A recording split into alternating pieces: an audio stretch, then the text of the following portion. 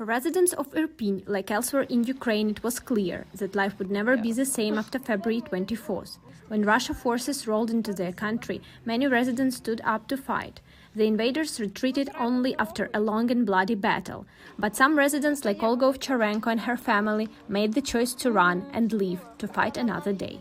With Russian troops just a kilometer away and missiles landing a few meters from her home, Olga, her husband and daughter packed a few belongings and with their pets left. As they fled west on a highway, Olga said the Russians continued to attack and all she could think of was saving her daughter.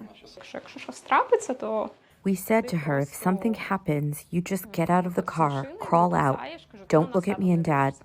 We are adults, we can handle ourselves. You also don't look at the animals, we can handle them too. You climb out of the car, look for people in Ukrainian uniforms or people with children to help you.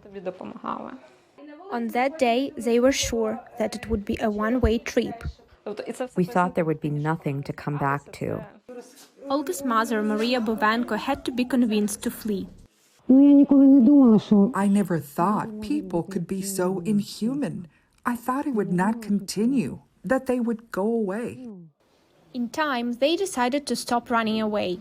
They came back to a home that was devastated.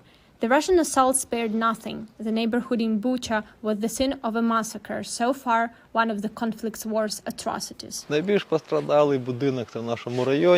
is the most damaged building in our neighborhood because it's the highest one, and Bucha is very visible from here. And since the Russians came from Bucha, there was an observation post of the Ukrainian forces. I counted at least 23 artillery hits on the front side. Months later, the buildings are still in ruins, but the biggest tragedy in Irpin is the broken lives and lives lost. There were mass graves here in the square. 19 people were buried. They were our neighbors. People here have no idea when peace will return. What is certain is that life will never be the same.